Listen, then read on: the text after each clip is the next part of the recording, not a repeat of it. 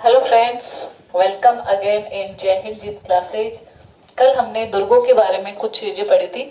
आज इसी को हम आगे बढ़ाते हुए सबसे पहले देखते हैं किला, गढ़ और दुर्ग में अंतर।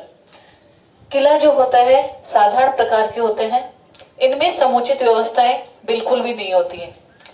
सेकंड बात करते हैं हम गढ़ की। गढ़ जो होते हैं किले से थोड़े उच्च होते हैं और दुर्ग से थोड़े निम्न होते हैं। थर्ड है दुर्ग। दुर्ग जो है सबसे उच्च श्रेणी के माने जाते हैं और ये जो है इन तीनों में सबसे बेस्ट होते हैं।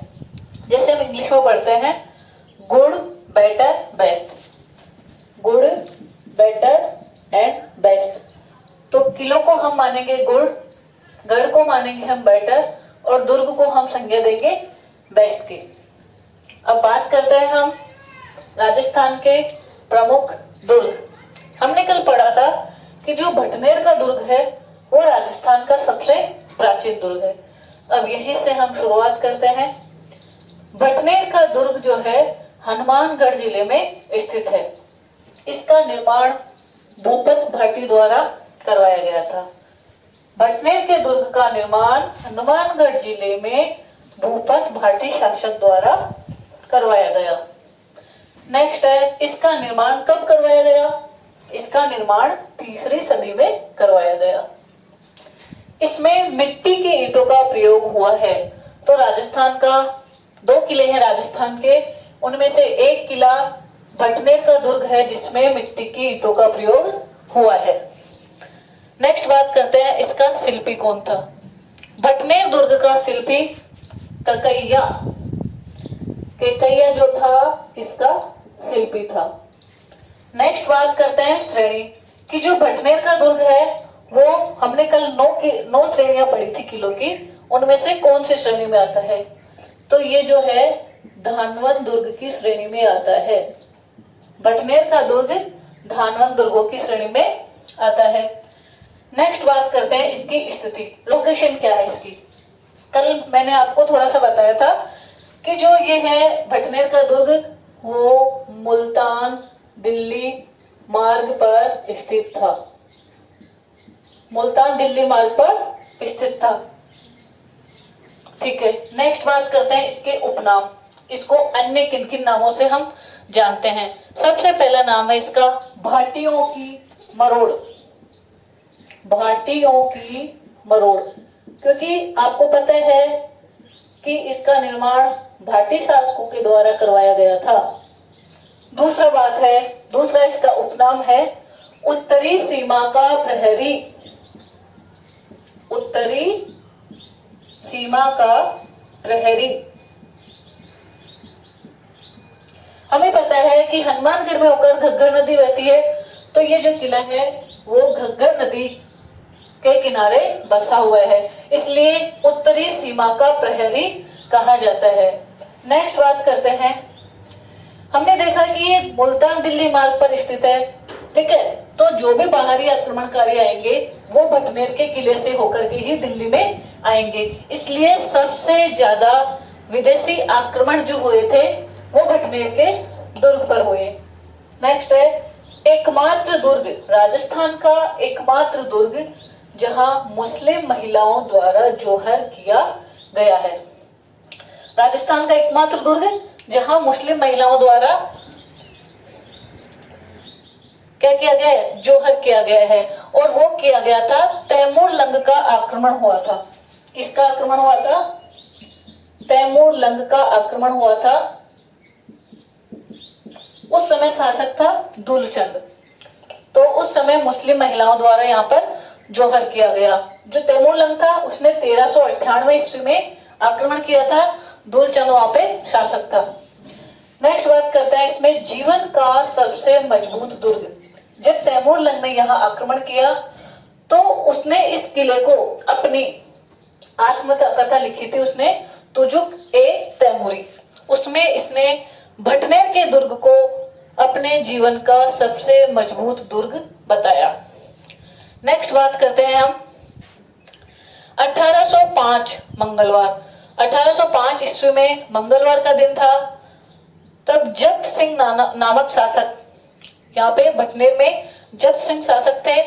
उस समय सूरत सिंह जो कि बीकानेर के शासक थे, सूरत सिंह बीकानेर के शासक के द्वारा यहाँ पे अटैक किया गया। उस समय शासक था जब्त सिंह और वार क्या था? मंगलवार 1805 ईस्वी। क्योंकि मंगलवार हनुमान जी का दिन है, इसीलिए इन्होंने सूरत सिंह जी ने इसका नाम, भटनेर दुर्ग का नाम बदलकर हनुमानगढ़ कर दिया। हनुमान जी के नाम पर हनुमानगढ़ कर दिया। नेक्स्ट बात करते हैं, यहाँ पे दो चीजें हैं इंपॉर्टेंट। एक तो शेर खां की मजार, शेर खां अलग था, बलबन का भाई, उसकी मजार है। और सेकंड है गोरखनाथ मंदिर। दूसरा किला हम चलते हैं भानगढ़ दुर्ग। बहुत ही फेमस दुर्ग है राजस्थान का, अलवर जिले में स्थित है और इसे भूतों का भानगढ़ भी कहा जाता है। इस दुर्ग का निर्माण 1574 ईस्वी में आमेर के शासक भगवंत दास द्वारा करवाया गया। उसके बाद इन्होंने अपने पुत्र माधो सिंह को भानगढ़ का जो दुर्ग था उसका शासक नियुक्त कर दिया। नेक्स्ट बात करते हैं इसका प्रवेश द्वार। भानगढ़ के दुर्ग का प्रवेश द्वार शाही द्वार के नाम से जाना जाता है। यहाँ पे जो प्रमुख मंदिर है, मंगल माता मंदिर, भैरवनाथ मंदिर, हनुमान मंदिर और एक छतरी बनी हुई है, उसको कहते हैं सेवड़े की छतरी। दोस्तों, भानगढ़ का जो दुर्ग है भूत प्रेतों के लिए फेमस है और कहा जाता है कि संध्या काल के बाद में इस दुर्ग में कोई भी प्रवेश नहीं कर पाता। अब चूंकि ये तथ्य सही है या काल्पनिक है उसके बारे में नहीं कह सकते, लेकिन भूतों का गढ़ के नाम से भानगढ़ दुर्ग फेमस है। नेक्स्ट दुर्ग की बात करते हैं हम, तारागढ़ दुर्ग। तारागढ़ दुर्ग बूंदी में स्थित है, जिसका निर्माण बरसिंह हाड़ा द्वारा, क्योंकि यहाँ पे बूंदी में हाड़ा शासकों का शासन था, इसलिए बरसिंह हाड़ा द्वारा 1354 ईस्वी में तारागढ़ दुर्ग का निर्माण करवाया गया। अब क्योंकि तारागढ़ क्यों कहते हैं इसको? तारागढ़ इसलिए कहते हैं क्योंकि एक ऊंची पहाड़ी पर स्थित है और नीचे से देखने पर तारे के समान प्रतीत होता है, इसलिए इस दुर्ग का नाम तारागढ़ दुर्ग है। ठीक है, आगे बात करते हैं। तारागढ़ दुर्ग का जो परकोटा है वो तिहरा परकोटा है, यानी कि 3 तरफ इसमें परकोटा लगा हुआ है ट्रिपल लेयर में, 1, 2 एंड 3। इसको तिलस्मी किला भी कहा जाता है। तिलस्मी किला का मतलब जादुई किला। अब जादुई किला क्यों कहते हैं? क्योंकि यहाँ पर गुप्त सुरंगें बनी हुई है। नेक्स्ट बात करते हैं भूत प्रेतों द्वारा निर्माण। इस किले के बारे में कहा जाता है कि इसका निर्माण भूत प्रेतों के द्वारा करवाया गया। ये कथन किसका है? ये कथन है रुडयार्ड किपलिंग। रुडयार्ड किपलिंग द्वारा इस किले के बारे में कहा गया है कि इसका निर्माण जो है भूत प्रेतों के द्वारा करवाया गया है। क्योंकि हमने पहले ही पढ़ा है कि तिलस्मी किला है, गुप्त सुरंगें बनी हुई है, तो वहां जाने पर ऐसा लगता है कि जैसे यहाँ पे भूत प्रेत रहते हो। नेक्स्ट बात करते हैं, रजवाड़ों के राजा प्रसादों में बूंदी के महलों का सौंदर्य सर्वश्रेष्ठ है। ये कथन किसने कहा है? ये कथन कहा है हमारे KJT कर्नल जेम्स टॉड महोदय ने, कि जो रजवाड़े हैं, राजाओं के स्थान है, उनकी जो राजमहल है, उनमें जो बूंदी के महल है उनका सौंदर्य यानी उनके जो आर्ट एंड कल्चर है वो सबसे बेस्ट है। मिट्टी का नकली दुर्ग, जैसा मैंने लिखा है, इसका मतलब मिट्टी का नकली दुर्ग तो हो नहीं सकता। इसके बारे में क्या बात है आगे देखते हैं। कि जो राणा लाखा मेवाड़ के शासक थे, उन्होंने चाहा कि मैं तारागढ़ दुर्ग पर विजय प्राप्त करूं, तो उन्होंने अटैक किया, लेकिन वो इस किले को नहीं जीत पाए। तो उन्होंने क्या किया, जैसा किला ये था सेम टू सेम एक मिट्टी का नकली दुर्ग बनवाया और उस पर आक्रमण कर दिया। इस नकली दुर्ग को बचाते हुए कुंभकर्ण हाड़ा यहाँ पर शहीद हो जाते हैं। आगे बात करते हैं तारागढ़ दुर्ग जो है उसमें अन्य जो महल है छोटे छोटे वो उनके नाम वगैरह देखते हैं। तो सबसे पहले यहाँ पे उम्मेद महल, दूसरा है जेत सागर महल, नेक्स्ट है 84 खंभों की छतरी। राजा अनिरुद्ध के शासनकाल में देवा नामक व्यक्ति ने ये 84 खंभों की छतरी बनवाई। फूल महल, छत्र महल, बादल महल, एक बादल महल हमें और मिलता है राजस्थान में, एक है जीवरखा महल, नेक्स्ट है दूधा महल, एक है रानी जी की बावड़ी और एक है यहाँ पे रतन दौलत दरी खाना। तो ये 4-5 महल वगैरह यहाँ पे इंपोर्टेंट है। उम्मेद महल, जेत सागर महल, फूल महल, छत्र महल, बादल महल, जीवरखा महल, दूधा महल और बावड़ी है यहाँ पे रानी जी की बावड़ी, रतन दौलत दरी खाना और नेक्स्ट है 84 खंभों की छतरी। तो ये तारागढ़ दुर्ग के बारे में था। नेक्स्ट दुर्ग की बात करते हैं हम। अब चित्तौड़गढ़ दुर्ग के बारे में बात करते हैं। सबसे पहले इसका उपनाम, इसके उपनाम में चित्रकूट दुर्ग, चित्रकूट दुर्ग। सेकंड इसको बोलते हैं हम दुर्गों का सिरमौर, दुर्गों का सिरमौर।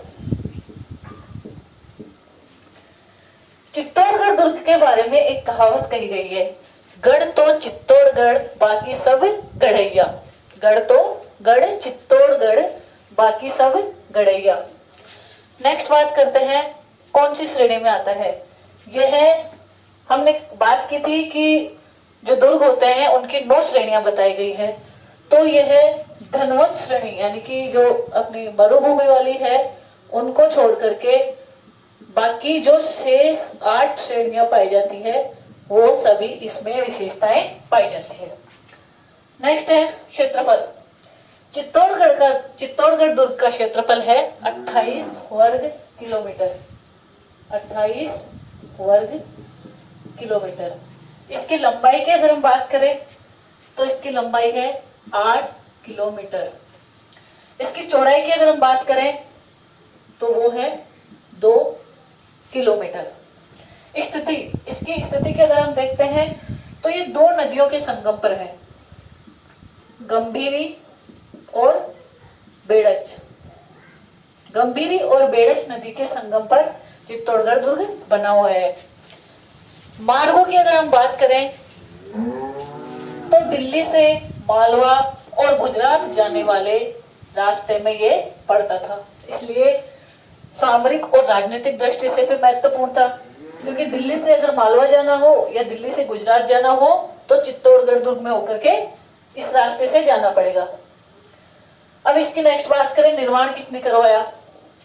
कई जगह साक्ष्य मिलता है कि चित्तौड़गढ़ दुर्ग का निर्माण मौर्य वंशी शासकों के द्वारा किया गया। सेकंड है मौर्य राजा चित्रंग, वीर विनोद, कवि श्यामल दास द्वारा लिखी गई है। उसमें बताया गया है कि चित्तौड़गढ़ दुर्ग का निर्माण मौर्य राजा चित्रांगद मौर्य ने करवाया और इसी चित्रांगद मौर्य के नाम पर इसका नाम पड़ा चित्रकूट। और चित्रकूट आगे अपभ्रंश होकर के क्या बन गया हमारा चित्तौड़गढ़। 8वीं सदी में यहाँ पे लास्ट में राजा आता है मानमोरी शासक। 8वीं शताब्दी में मानमोरी नाम का एक राजा था, उसको हरा करके बप्पा रावल ने 8वीं सदी में मानमोरी नामक शासक को हरा करके चित्तौड़गढ़ दुर्ग पर अधिकार कर लिया। आगे बात करते हैं मेसा का पठार। मेसा का पठार पर चित्तौड़गढ़ दुर्ग स्थित है। तो क्वेश्चन आ जाए कि चित्तौड़गढ़ दुर्ग कौन से पठार पर स्थित है, तो मेसा का पठार। चित्तौड़गढ़ दुर्ग में 7 प्रमुख द्वार हैं, 7 द्वार से होकर हमें गुजरना पड़ेगा जब जाके हम चित्तौड़गढ़ दुर्ग पर पहुंच पाएंगे। सबसे पहला है पाडन पोल, यह सबसे पहला और मुख्य द्वार है। मुख्य द्वार इसका पाड़न पोल, सेकंड है भैरव पोल, थर्ड है हनुमान पोल, उसके बाद में गणेश पोल, जोड़न पोल, लक्ष्मण पोल और राम पोल। 7 प्रमुख दरवाजे हैं। पाड़न पोल, भैरव पोल, हनुमान पोल, गणेश पोल, जोड़न पोल, लक्ष्मण पोल एंड राम पोल। आगे बात करते हैं इसका पूर्वी प्रवेश द्वार। इसका पूर्वी प्रवेश द्वार कहलाता है सूरज पोल। सूरज पोल इसका पूर्वी प्रवेश द्वार कहलाता है। लाखोटा की बारी। चित्तौड़गढ़ दुर्ग में उत्तरी द्वार को कहा जाता है लाखोटा की बारी। नेक्स्ट देखते हैं एकमात्र दुर्ग जहां खेती होती है। चित्तौड़गढ़ दुर्ग राजस्थान का एकमात्र दुर्ग है जहां पर खेती भी की जाती है। हमने बात की थी यह राजस्थान का सबसे बड़ा लिविंग पोर्ट है। और चित्तौड़गढ़ दुर्ग को 21 जून 2013 को विश्व धरोहर में शामिल किया गया था। राजस्थान के 6 प्रमुख दुर्ग थे उसमें, जिनमें एक अपना चित्तौड़गढ़ दुर्ग भी था। तो क्वेश्चन आ जाए इसे कब शामिल किया गया, तो 21 जून 2013 को। आगे देखते हैं छतरिया। यहाँ पे प्रमुख छतरियां कौन कौन सी बनी हुई है। सबसे पहले है जयमल की छतरी। जयमल की छतरी 16 खंभों की छतरी है, जो कि कहाँ बनी हुई है, भैरव पोल में। ये रहा भैरव पोल। जयमल की 16 खंभों की छतरी भैरव पोल में, भैरव पोल के सामने बनी हुई है। नेक्स्ट है फत्ता की छतरी। फत्ता की छतरी है। उसके बाद में है कल्ला राठौड़ की छतरी। कल्ला राठौड़ की 4 खंभों की छतरी वही भैरव पोल के सामने बनी हुई है। संत रैदास की छतरी और बाघ सिंह की छतरी। बाघ सिंह प्रतापगढ़ के देवलिया रावल बाघ सिंह की यहाँ पे छतरी बनी हुई है, जो हम आगे देखेंगे कि वो वीर गति को प्राप्त हुए थे। आगे देखते हैं बावड़ियां। सबसे पहली है घी तेल की बावड़ी, कातड़ बावड़ी, जयमल फत्ता का तालाब, गोमुख कुंड, हाथी कुंड, सूर्य कुंड, भीमतल कुंड। ये यहाँ के प्रमुख कुंड या तालाब हैं। प्रमुख मंदिरों की बात करें, सबसे पहला प्रमुख मंदिर है तुलजा भवानी मंदिर। इस मंदिर का निर्माण बनवीर द्वारा करवाया गया। तुलजा भवानी मंदिर का निर्माण बनवीर द्वारा करवाया गया। और ये जो तुलजा भवानी है वो शिवाजी की आराध्य देवी है। सतबीस देवरी, मीरा मंदिर, वराह मंदिर। वराह भगवान विष्णु का अवतार माने जाते हैं। श्रृंगार चौरी। श्रृंगार चौरी जो है मूलतः एक जैन मंदिर था। श्रृंगार चौरी एक मूलतः जैन मंदिर है, जिसका निर्माण करवाया था वेलका ने। श्रृंगार चौरी का निर्माण वेलका द्वारा करवाया गया। ये क्यों फेमस है, क्योंकि यहाँ पे राणा कुंभा की पुत्री रमाबाई, राणा कुंभा की पुत्री रमाबाई का विवाह हुआ था मंडलिक से। मंडलिक से रमाबाई का विवाह हुआ इसी श्रृंगार चौरी में। आगे एक मंदिर है कुंभ स्वामी मंदिर। कुंभ स्वामी मंदिर जो है एक शिव मंदिर है और ये पंचायतन शैली में बना हुआ है। कुंभ स्वामी मंदिर एक शिव मंदिर है जो पंचायतन शैली में बना हुआ है। इसके बाद समद्धेश्वर मंदिर या मोकल मंदिर। समद्धेश्वर मंदिर का निर्माण भोज परमार ने करवाया था। बाद में मोकल द्वारा इसका पुनर्निर्माण करवाया गया, इसलिए इसे मोकल मंदिर भी कहा जाता है। आगे है काली माता मंदिर। काली माता मंदिर प्रतिहार शैली में बना हुआ काली माता मंदिर, इस मंदिर का निर्माण भोज परमार द्वारा करवाया गया। और ये जो मंदिर था वो एक सूर्य मंदिर था। अब इसके महलों की बात करते हैं। सबसे प्रमुख महल यहाँ पे पद्मिनी महल, गोरा बादल महल, राजा रतन सिंह के महल, फत्ता की हवेली, पुरोहित की हवेली, कुंभा महल जिसे नवलखा महल भी कहते हैं और नवकोठा महल भी कहते हैं। कुंभा महल क्यों फेमस है, क्योंकि इस महल में पन्नाधाय ने अपने पुत्र चंदन का बलिदान दिया था अपने राज्य के हित में। नेक्स्ट है आहड़ा हिंगलू का महल। तो ये हो गए यहाँ के प्रमुख महल। आगे देखते हैं, एक प्रमुख इमारत है कीर्ति स्तंभ। स्तंभ बना हुआ है कीर्ति स्तंभ। उस कीर्ति स्तंभ को हम जैन स्तंभ भी कहते हैं, क्योंकि ये जैन धर्म से संबंधित है। इसे मेरु कनक प्रभय भी कहा जाता है। कीर्ति स्तंभ का निर्माण जीजा द्वारा करवाया गया था। इसकी ऊंचाई जो है 100, विजय स्तंभ की ऊंचाई कीर्ति स्तंभ की ऊंचाई है 75 फीट। कीर्ति स्तंभ की ऊंचाई 75 फीट है और ये 7 मंजिला बना हुआ है। कीर्ति स्तंभ जैनियों के प्रथम तीर्थंकर भगवान आदिनाथ को समर्पित है। नेक्स्ट बात करते हैं विजय स्तंभ की। विजय स्तंभ को टावर ऑफ विक्ट्री भी कहा जाता है। टावर ऑफ विक्ट्री कहा जाता है विजय स्तंभ को। विजय स्तंभ की ऊंचाई है 122 फीट। 122 फीट ऊंचा है और यह 9 मंजिला बना हुआ है। विजय स्तंभ का निर्माण करवाया था महाराणा कुंभा के द्वारा 1440 से लेकर के 1448 के मध्य।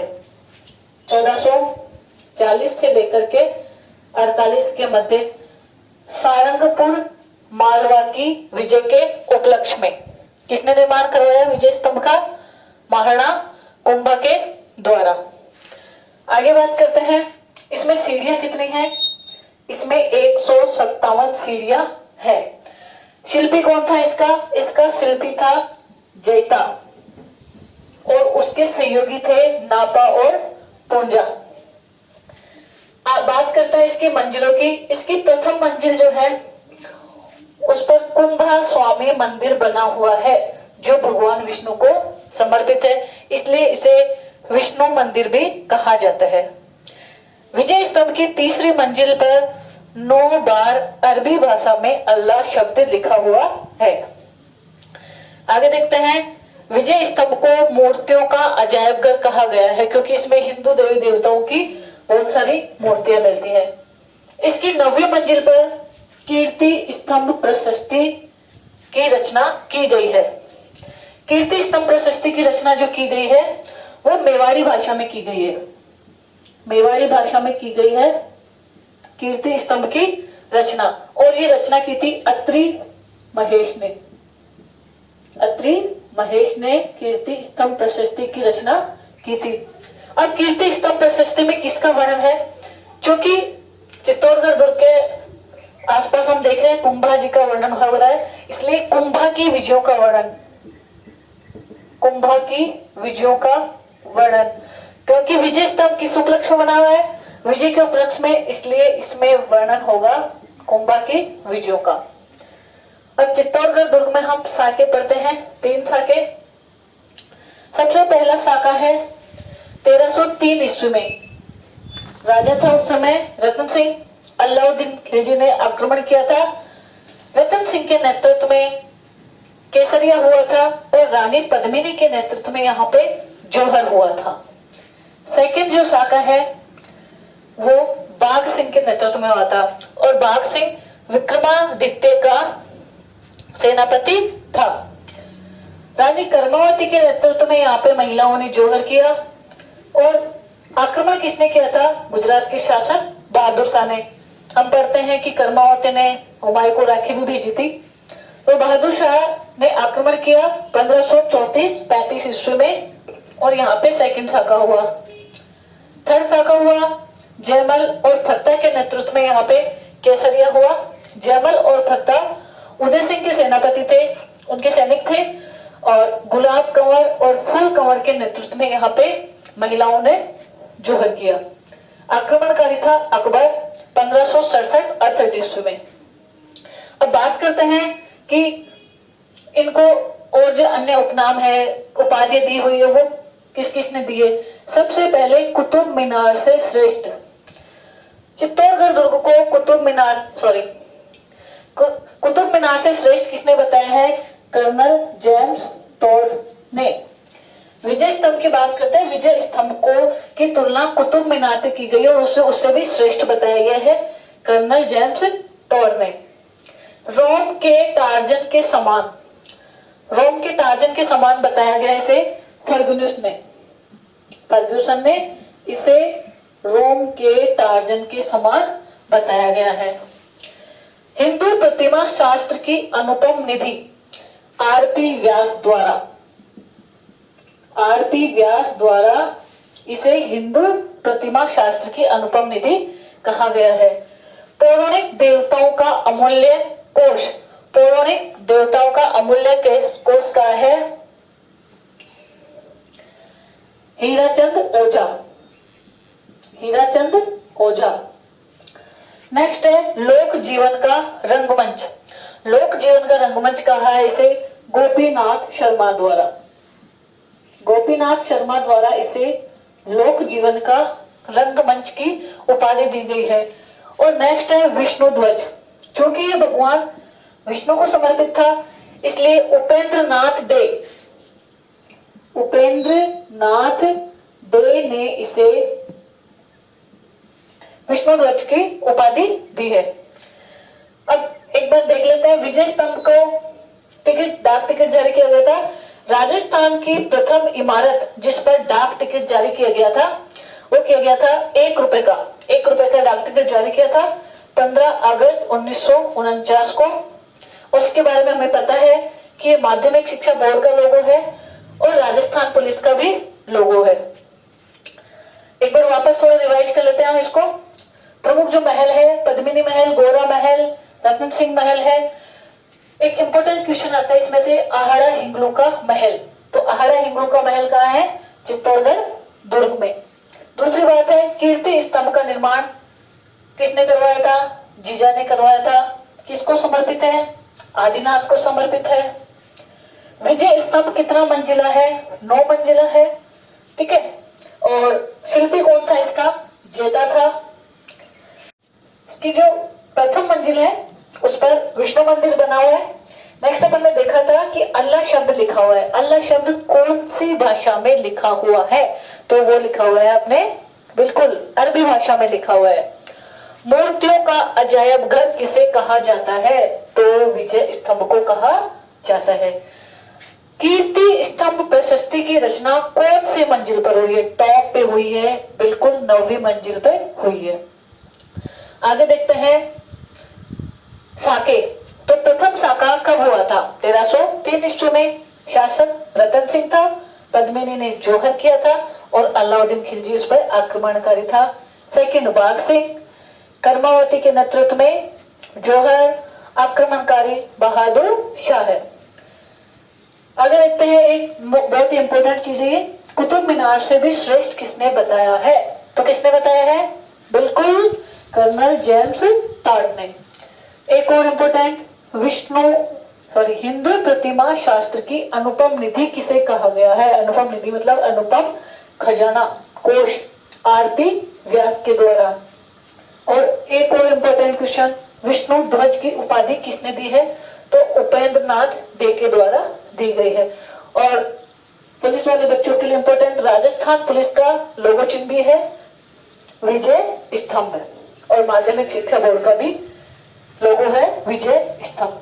तो हमने देखा अभी तक चित्तौड़गढ़ दुर्ग के बारे में। इससे नेक्स्ट हम आगे और दुर्गों के बारे में बात करेंगे। Thank you.